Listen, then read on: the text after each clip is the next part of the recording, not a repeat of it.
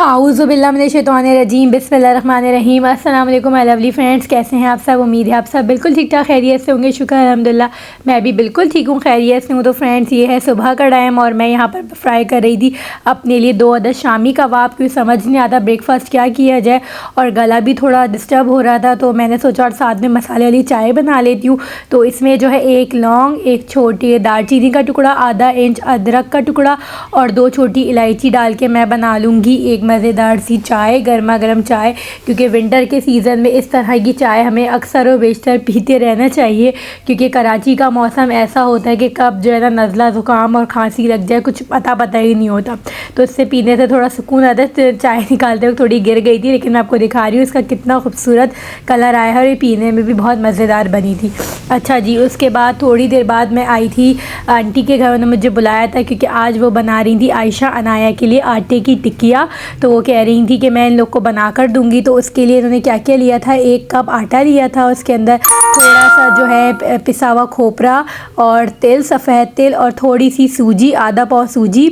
और इसी तरह से हम 1 कप गुड़ ले लेंगे, जो मोटी डली होती है उसको मैंने 4 से 5 टेबल स्पून पानी डालकर और इसको मेल्ट कर लिया था। इसके ये जो है जो पतला हुआ वो गुड़ है ये हम इसको आटे के अंदर डालेंगे और साथ में सारी चीज़ें मैंने डाल ली थी। तिल डाले थे, पिसा हुआ खोपरा, सूजी और मेल्टेड गुड़।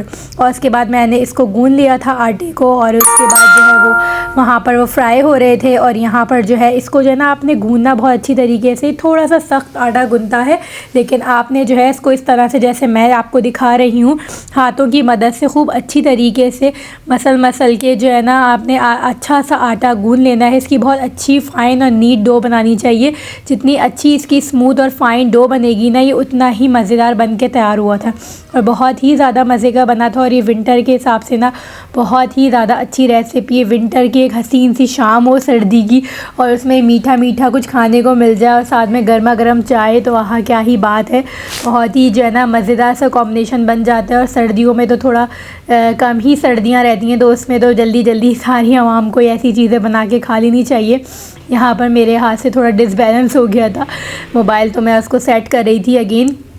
अच्छा, तो मैं आपसे कह रही थी, हाँ मैं ये कह रही थी कि सर्दियों की शाम में ना, कराची की शाम हो, हसीन शाम हो, उसमें आप ऐसी चीज़ें खाएं तो बहुत ही ज़्यादा यमी लगती है। तो मैं अभी आपको उसका फ़ाइनल लुक भी दिखाऊंगी। इतनी ज़्यादा मुश्किल भी नहीं है क्योंकि ये जो है ना बेसिक सी चीज़ें, और आपको पता है कि सफ़ेद तिल में जो है ना फुल ऑफ कैल्शियम होता है। और इसके अंदर जो हमने पिसा हुआ खोपरा डाला है और चीनी के बजाय हमने गुड़ डाला है, तो गुड़ आपको पता है बहुत फ़ायदेमंद होता है हर तरह से, हर लिहाज से।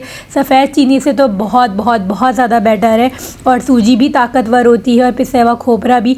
तो आपके बच्चे अगर स्कूल जाते हैं तो आप उन्हें सुबह बना के इस तरह से बॉक्स में रख लें और उसमें आप 1 या 2 उसमें टिकिया आप रख के दे दें, या शाम में आपके बच्चे ट्यूशन पढ़ के आते हैं आप जब दे दें। तो आंटी ने ख़ास कहा था कि मैं आयशा नाया के लिए बनवा रही हूँ, जब वो बहुत ज़्यादा आजकल वीक हो रही हैं, उनको तुम दिया करो। तो मैंने कहा अच्छा चलें, सही है। तो आटा यहाँ पर अच्छी तरीके से गुन चुका था। उसके बाद जो है यहाँ पर हमने इसको अच्छे से बेल लेना है, रोटी की तरह बेलना है। और बहुत अच्छे से ये बेल गई थी, बिल्कुल भी जो है ना चिपक नहीं रही थी। मैं आपके सामने इसको बेल रही हूँ, तो ये जो है ना बिल्कुल भी ऐसी नहीं हो रही थी कि स्टिकी हो। मैं इसको स्लेब पर कर रही थी ताकि जो है ना ये अच्छे से नीट एंड क्लीन बिल्कुल जो है ना वो, जो इसका कोई शेप का तो नहीं है कि आप जो है ऐसा शेप दें वैसे, क्योंकि हमें इसे कटर से ही गोलाई में लेकर आना है। तो हम इसे पूरा जो है ना अच्छा आपने इसको बहुत ज़्यादा पतला नहीं करना, वरना बिल्कुल ये पापड़ हो जाएगी।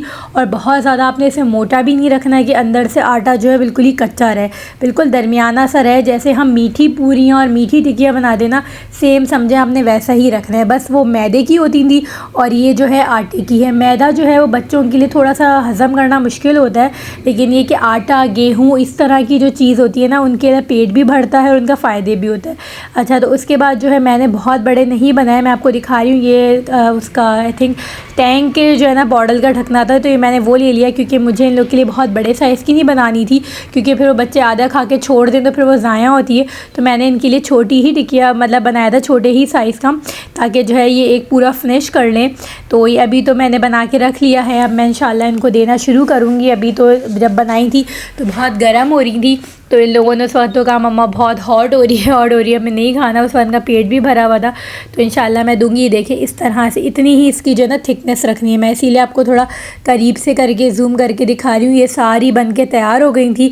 और अब ये देखें इसमें जो सफ़ेद तिल हमने आटे के अंदर डाले तो इतने खूबसूरत लग रहे थे। और यकीन करें ये बिल्कुल भी जब हमने फ्राई किए ना कढ़ाई से निकल के बाहर नहीं है।